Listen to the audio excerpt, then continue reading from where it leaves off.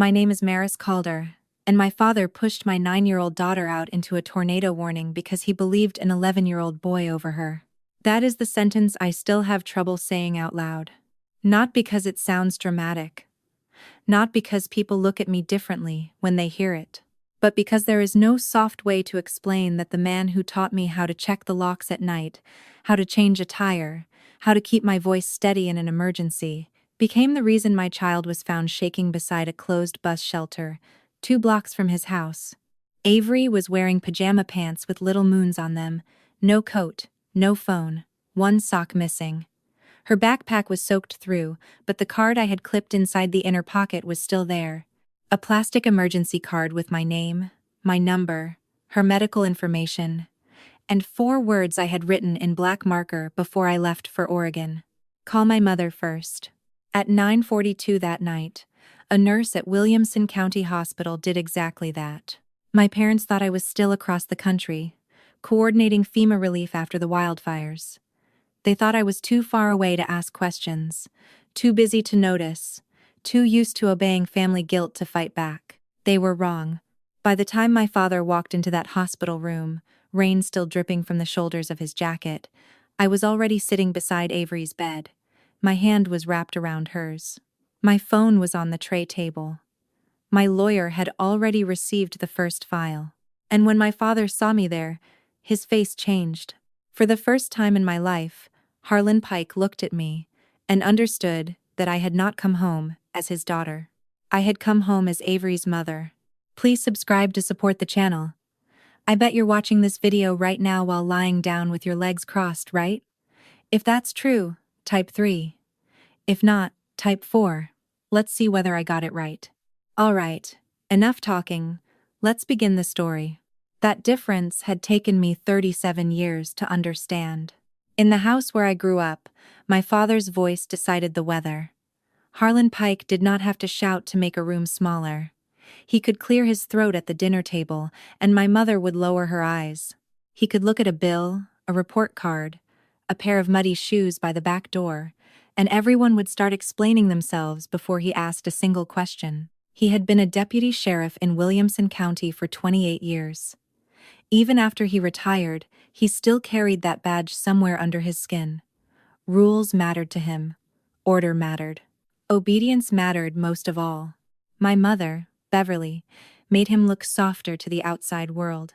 At church, she organized meal trains, wrote sympathy cards in perfect blue ink, and remembered which widows preferred chicken casserole over lasagna. People called her gracious, they called her steady. They did not see how quickly her kindness disappeared when telling the truth might upset my father. My sister Tessa learned the rhythm of that house early. She knew when to smile, when to agree, when to let my father believe an idea had been his all along. She married young, bought a house 15 minutes away, and gave my parents the kind of grandson Harlan could brag about at the hardware store. Caleb wore clean sneakers to Sunday lunch and said, "Yes, sir," without being reminded. My father looked at him like proof that the family was still turning out right. I was the daughter who kept stepping outside the lines. At 18, I joined the Air Force.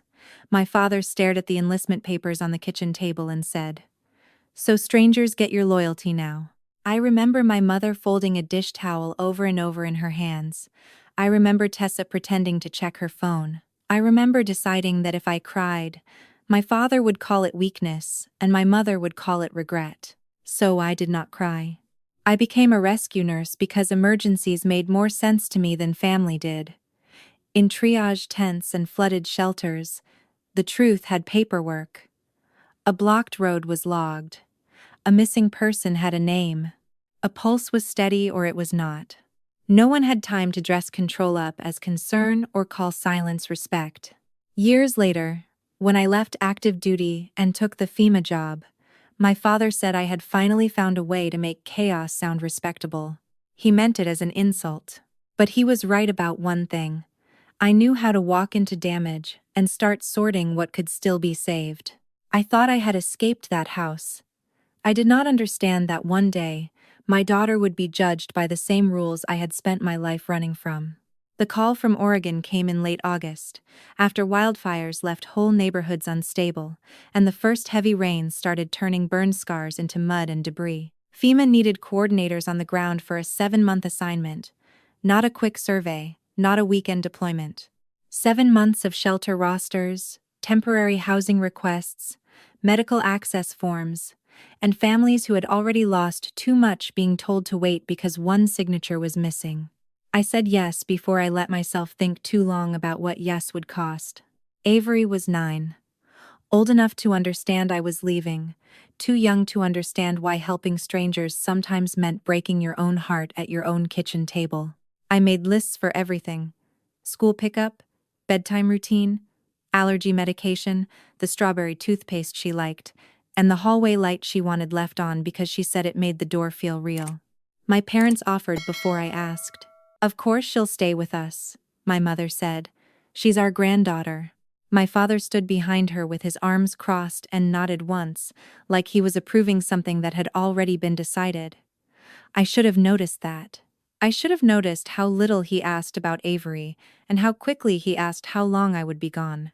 But I was tired. The assignment clock was moving. Every other option felt temporary, in a way my parents' house did not. They had space. They had a good school district. They had neighbors who still brought casseroles after funerals. They had church friends who called them dependable. And some bruised part of me still wanted to believe that even if my father had never known how to love me gently, he would know how to be careful with my child. So I signed the temporary caregiver forms, the medical release, and the school pickup authorization. I set up an automatic transfer of $1,475 every month for groceries, clothes, and whatever Avery needed. I loaded another $300 onto a prepaid school expense card. My mother told me not to worry about receipts. I asked for them anyway. The night before I left, I packed Avery's backpack myself. Behind her colored pencils, I clipped the emergency card with my name, my phone number, and the words I needed every adult to understand. "Call my mother first." Avery watched me zip the pocket closed. "What if Grandpa gets mad?" she asked. I looked up. "Mad about what?" She shrugged, eyes on the floor. "Just mad. Caleb says Grandpa knows when people lie." There it was. A small crack in the room. I promised she could tell me anything. Then I left her with the people who had taught me, long before I had a daughter, how dangerous silence could be. For the first 2 weeks in Oregon, I told myself Avery was quiet because change makes children careful. When I called after work, she would appear at my parents' kitchen table with her hair brushed flat and her hands folded in front of her, like she was waiting to be graded. The phone was always propped against the napkin holder. My mother was always nearby, not exactly in the frame, but close enough that I could hear her bracelets move whenever Avery hesitated. "How was school, baby?" I asked. "Good. What did you do today?" "Math." "Did you make any friends?" "A little." That was not my daughter. Avery used to tell stories in circles. She would start with a science worksheet and somehow end up explaining why clouds looked like sleeping animals. She talked with her hands. She interrupted herself. She filled rooms without trying. Now she answered, like every word cost something. When I asked my mother about it, Beverly sighed softly, the way she did when she wanted patience to sound like wisdom. "She's adjusting, Maris. You know how sensitive she is." Sensitive. That was the word my family used when they meant inconvenient. I did not know then where Avery was sleeping. My mother called it the spare room. Later, I learned it was the old sewing room off the laundry hallway, the one with plastic tubs of church donations stacked against the wall, and a folding table under the window. They had put a narrow daybed in there and cleared one drawer. Caleb's room, because somehow he had one at my parents' house, was across the hall. Baseball quilt, rocket lamp, a shelf for trophies, a corkboard full of photos my father had taken at Little League games. His name painted in wooden letters over the bed. Avery's name was on a strip of masking tape stuck to a plastic bin. No one told me that. No one told me Harlan picked Caleb up from school at 3:10 every afternoon and took him for ice cream, batting practice, or errands at the hardware store. while Avery stayed in the after-school program until my mother finished church office work. No one told me Avery had started asking the librarian if she could sit behind the return desk because it was quieter there. On the video calls, I began watching the background more than the screen, Caleb passing behind her with a snack plate. My father laughing at something off camera, my mother saying, "Answer your mother, sweetheart," in a voice too sweet to be kind. And Avery, my bright, strange, wonderful girl, shrinking a little more each week. I was helping families find temporary housing in Oregon. I did not know my own child had become temporary in my parents' house. The first thing I could not explain away did not come from a phone call. It came in an email with the subject line, "Classroom Writing Sample Avery Calder." I was sitting in a FEMA vehicle outside a community center in Medford, eating a protein bar for lunch with my laptop balanced on my knees. Outside the windshield, volunteers were unloading bottled water from the back of a church van. My boots were still dusty from a site visit that morning, and my phone had been buzzing for an hour with housing updates I had not answered yet. Then, I saw Avery's name. The email was from Priya Nair, the school counselor at Briar Glen Elementary. She wrote carefully, professionally, the way people write when they are trying not to alarm you before they have enough authority to say the word concerned. She said Avery's teacher had assigned the class a short project called My Safe Place. Most children had drawn bedrooms, grandparents' porches, tree houses, blanket forts. Avery had drawn 2 houses. The first house was small, with yellow light in the windows. In front of it, she had drawn me in a navy FEMA jacket, my hair tied back, one hand holding hers. She had colored the door bright red and left it open. The second house was larger, gray roof, gray walls, no flowers, no driveway, no people standing near it. The strangest part was the door. There wasn't one, just a blank wall where the door should have been. Underneath, in Avery's careful third-grade handwriting, she had written, "A safe place is where people ask me what happened before they decide I lied." I read that sentence 3 times, then a 4th. The noise outside the vehicle went soft and far away. Someone laughed near the water pallets. A truck backed up with a steady beep. My radio crackled on the passenger seat. I did not move. My daughter had not written that she wanted toys, or a bigger room, or more snacks. She wanted to be asked what happened before being judged. A child should not have to write a sentence like that. Not about family. I called my mother first. She sounded annoyed before she even said hello. "Priya Nair sent me Avery's school project," I said. A pause. Then, "Maris, children draw all kinds of things. She drew your house without a door." My mother sighed. You know how dramatic she can be. Dramatic. I opened a new folder on my laptop and named it Avery Care Record.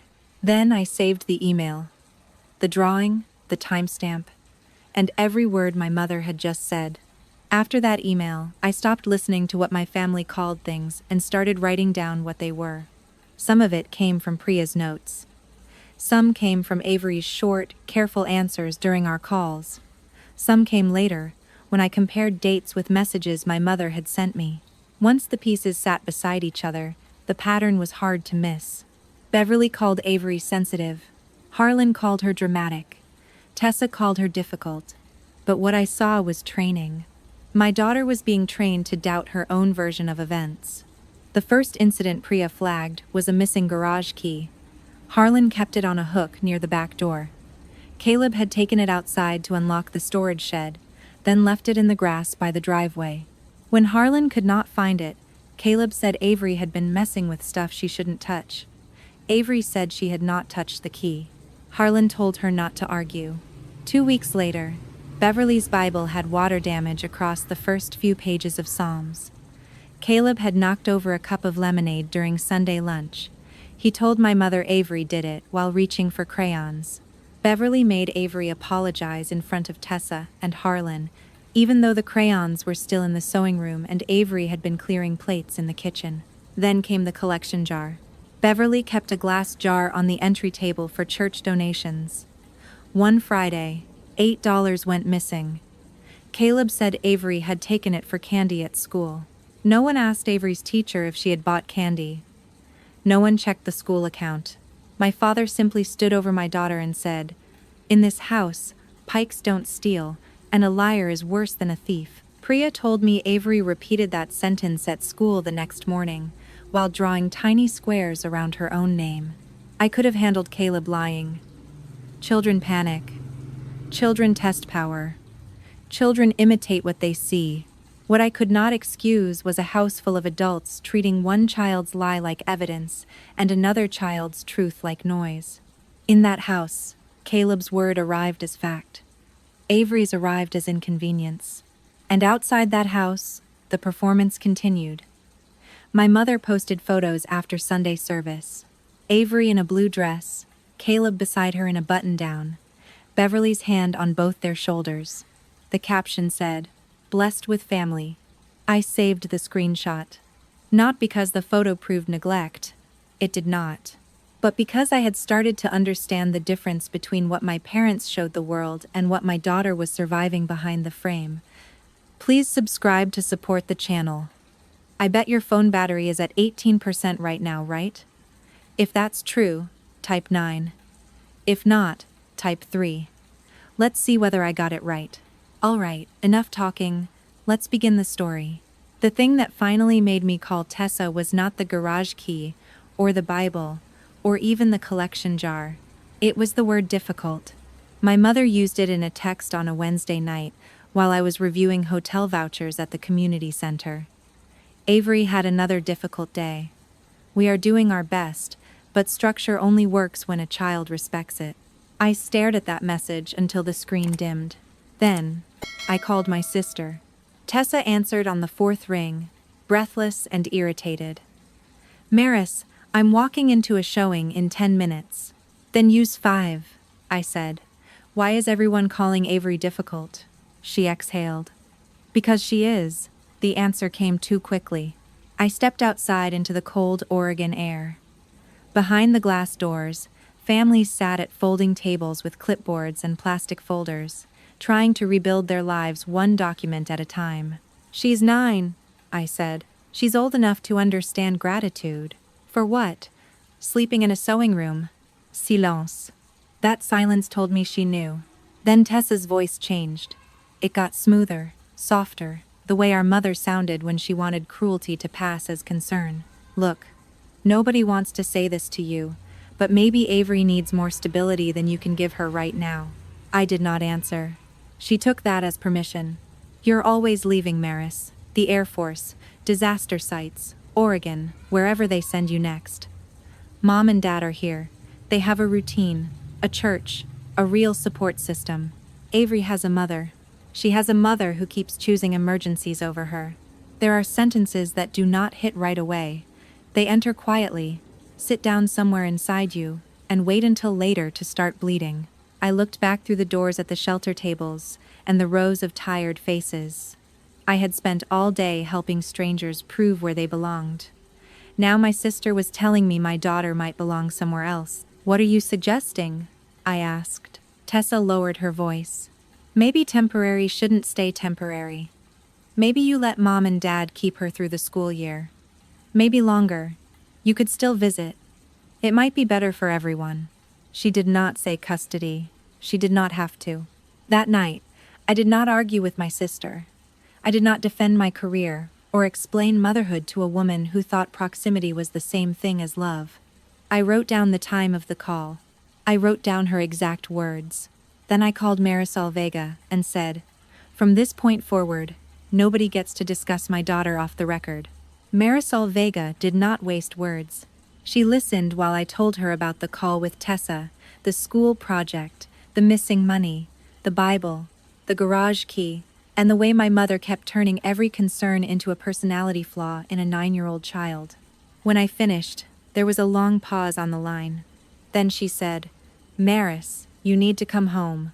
I looked across the community center at the rows of cots, the bulletin board covered in housing notices, the volunteers taping names onto cardboard boxes. "I'm still assigned here, then asked to be released. Not because you're emotional. Because the conditions of your temporary caregiver arrangement have materially changed. That was Marisol's way. She did not hand me comfort first. She handed me language that could stand up in a room full of people who did not care how badly my hands were shaking. The next morning, I walked into Eli Mercer's temporary office with a printed packet. Eli had been with FEMA for 20 years. He had the tired eyes of a man who had seen every kind of damage weather could do and still believed forms mattered. He read Priya's email. He read Beverly's texts. He read my notes from the call with Tessa. When he reached the line about temporary not staying temporary, he took off his glasses. "Go home," he said, just like that. No speech about duty, no guilt, no reminder that other families needed me. He signed the reassignment request before lunch and told me to keep my phone on for administrative follow-up. I flew into Nashville the next evening with one carry-on, my laptop, and a folder thick enough to make the woman beside me on the plane ask if I was preparing for court. "Something like that," I said. I did not call my parents. I did not text Tessa. I rented a gray sedan and checked into a hotel 12 minutes from Harlan and Beverly's house. Then I sat on the edge of the bed and listened to the silence of being close enough to get my daughter, but not yet allowed to move too fast. Marisol was clear about that. "First the school," she said, "then witnesses, then paperwork. Do not give them the chance to call you unstable." So the next morning, I met Priya Nair at Briar Glen Elementary. She handed me a folder with Avery's drawings, teacher notes, attendance logs, and counselor observations. After that, I drove to my parents' street and knocked on Owen Shaw's door. He opened it, saw my face, and said, "I wondered when you'd come home." That was when I knew the house had been louder than my parents thought. Owen Shaw had lived next door to my parents for 31 years, long enough to know the difference between a loud television and a child being spoken to, like she had no right to answer. He did not gossip. That was the first thing he told me. Then he invited me in, poured coffee into 2 chipped mugs, and slid a small notepad across the kitchen table. Dates, times, short sentences written in a firefighter's blocky handwriting. March 3. Harlan yelling on porch. Avery crying. March 11. Child outside alone after dinner. 40 minutes. March 18. Heard liar through kitchen window. I photographed every page. That should have been the worst thing I learned that day. It was not. The worst thing was that while I was sitting across from Owen, saving evidence to send Marisol, my parents' house was already preparing the incident that would bring everything down. It started with Beverly's silver cross pin. She wore it every Sunday on the left side of her church blazer, a small polished cross with a pearl at the center. Her mother had given it to her when Beverly joined the women's ministry. She treated that pin like proof of who she was. Faithful, respectable, the kind of woman people trusted with casseroles, prayer lists, and other people's children. That Thursday evening, she opened the velvet box on her dresser and found it empty. From what I learned later, she searched her jewelry drawer first, then the bathroom counter, then the laundry room, because Beverly believed panic was more acceptable if you turned it into cleaning. Harlan came in from the garage when he heard drawers opening and closing. "What's missing?" he asked. "My cross pin," Beverly said. "The silver one." Caleb was in the hallway. He had been waiting for the right amount of fear to enter the room. "I saw Avery with something shiny after school," he said. Harlan turned toward him. "What do you mean?" Caleb looked down, just long enough to seem reluctant. "She put it in her pencil box. I thought maybe it was hers." That was all it took. No one asked when. No one asked where. No one asked why Caleb had said nothing until Beverly noticed it missing. My father walked straight to the sewing room, pulled Avery's backpack from beside the daybed, and dumped her pencil box onto the folding table. Crayons rolled. Erasers bounced once and fell still. The silver cross pin landed between a purple marker and a broken pencil. Avery was standing in the doorway when it happened. Her face went pale, but her voice stayed clear. "I didn't take that." Harlan picked up the pin and looked at her like the case had already closed. "Caleb saw you," he said. And in my parents' house, that had always been enough. The weather alert had gone out 20 minutes earlier. A tornado watch had become a warning for parts of Williamson County, and every phone in that house had screamed the same sharp alarm. The kind that makes adults look toward windows and children look toward adults. Avery told me later that she heard Beverly's phone go off first, then Harlan's, then Tessa's, because my sister had come over after Caleb called her from the hallway. The sky outside had turned a strange green-gray, and rain was moving across the porch in hard sheets. Inside, my father stood in the hallway with Beverly's silver cross pin in his palm. "I didn't take it," Avery said again. Her voice was small, but not weak. "That mattered to me later. Even after months of being dismissed, some part of my daughter still knew the truth belonged to her." Harlan did not hear it. "You lied about the key," he said. "You lied about the money.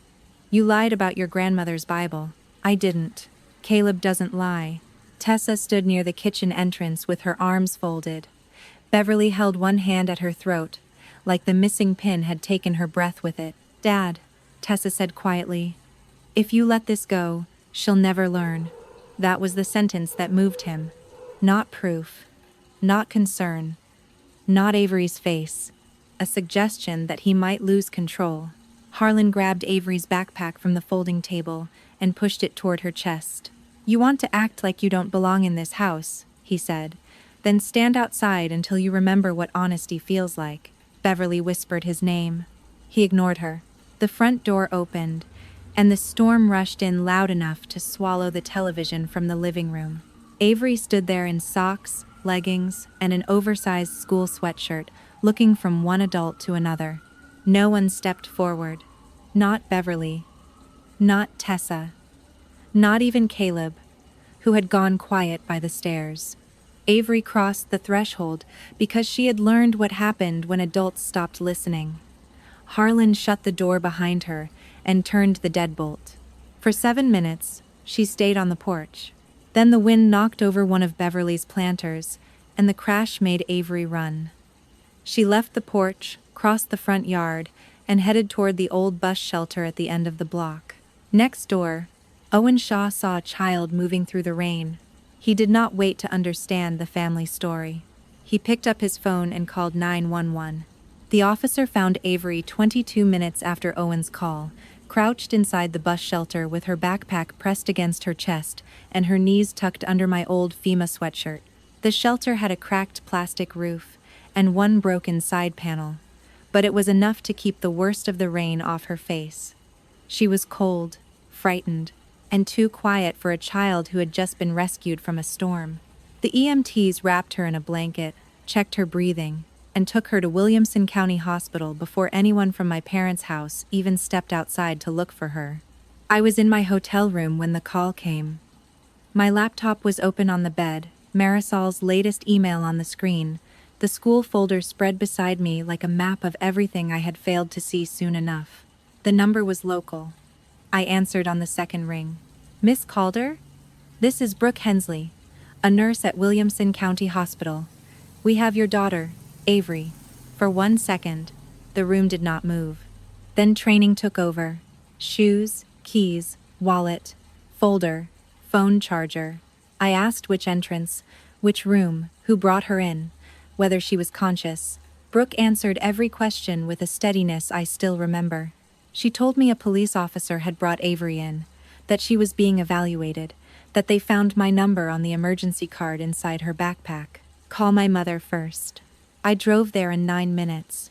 Avery was in a small exam room with a heated blanket over her legs and a paper cup of apple juice untouched on the tray beside her. Her hair was damp at the ends. Her eyes were open, but she looked past the nurse before she looked at me, as if she needed permission to believe I was real. "Mom?" she whispered. I sat beside her and took her hand carefully, because I did not know yet what hurt. "I'm here, baby." Her fingers closed around mine. A hospital social worker came in 15 minutes later with a clipboard and a calm face. Her name was Denise Rowe.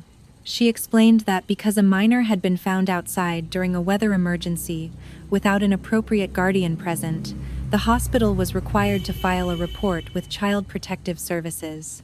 I said, I understand. Then I handed her the folder. Priya's emails, Avery's drawings, my notes, Beverly's texts, the caregiver forms, Owen Shaw's contact information, Marisol's card. When my parents arrived, my father stepped into the room first, already angry enough to defend himself. Then he saw me sitting beside Avery's bed. He stopped. My mother started crying before she said my name. I stood, still holding Avery's hand, and said, "Not in here. This room is for her now." The investigation did not move quickly, but it moved cleanly. That mattered more. Nate Barlow from CPS interviewed my parents separately the next morning. Harlan said Avery had gone outside to cool off. Beverly said she thought Avery was only on the porch. Tessa said she had left before things got serious. None of those stories matched each other, and none of them matched Owen Shaw's doorbell camera. The footage showed the front door opening during the warning. It showed Avery stepping out with her backpack. It showed my father closing the door behind her. 7 minutes later, it showed her running through the yard after the planter crashed against the porch steps. It did not show anyone following her. Caleb broke during his second interview. He admitted he had put the silver cross pin in Avery's pencil box. He said he only meant to get her in trouble. Then, in a voice so small even Nate softened when he told me later, Caleb said his mother had told him Avery needed to learn that she could not just move in and take over. That sentence ended whatever was left of my doubt. Within 48 hours, my temporary caregiver agreement was revoked. The court granted me emergency physical custody, followed by full legal custody at the hearing 3 weeks later. Harlan and Beverly were allowed supervised visits only 2 hours every other Saturday at a family visitation center. Tessa was not allowed private contact with Avery while the investigation remained open. My father called it betrayal. My mother called it heartbreaking. I called it the first honest thing that had happened in that family in years. 3 months later, Avery and I were living in a small apartment outside Franklin. I had transferred into a regional FEMA coordination role, still emergency work, but no long assignments away. Avery's room had pale blue curtains, a moon-shaped nightlight, and a desk by the window where she kept her pencils lined up by color. For a while, she asked before closing her bedroom door. "Every single time," I said. "You don't have to ask. It's your room." Some Saturdays, she chose to go to the visitation center. Some Saturdays, she did not. I let that be her choice. Harlan learned to speak quietly across a monitored table. Beverly brought coloring books and cried less when no one comforted her for it. I did not hate them. That surprised people. But hate would have kept me tied to the same house I had spent my life escaping. What I needed was not revenge. What Avery needed was not a dramatic ending. She needed a door that opened when she knocked. One evening, she drew a house with 2 people inside. A mother, a little girl, a red door standing wide open. She handed it to me and said, "This one is safe." And for the first time in months, I believed her. What this story teaches us is that family is not proven by blood, last names, old photographs, or how many times someone says, "We only want what's best." Family is proven by safety. It is proven by who listens when a child is scared, who asks questions before making accusations, who protects the vulnerable when it would be easier to protect the family image. And sometimes, the hardest truth to accept is that the people who raised us may not be safe enough to help us raise our own children. Maris did not win because she shouted the loudest. She won because she stayed steady. She paid attention. She believed the small signs. A quiet child. A drawing without a door. A sentence written in schoolwork. A pattern everyone else wanted to dismiss. That is a lesson many of us need in everyday life. Love is not just feeling something. Love is action. Love is documentation when someone keeps denying the truth. Love is boundaries when forgiveness becomes dangerous. Love is saying, "You may be my family, but you do not get unlimited access to hurt someone I am responsible for protecting." And resilience does not always look like moving on with a smile. Sometimes resilience looks like sitting beside a hospital bed, holding your child's hand, and deciding that the cycle ends with you. If this story touched you, let me know in the comments. Have you ever had to set a painful boundary with family to protect yourself or someone you love? Please like this video, subscribe to the channel, and share it with someone who needs the reminder that protecting your peace, your child, or your future is never an overreaction. Sometimes, it is the bravest form of love.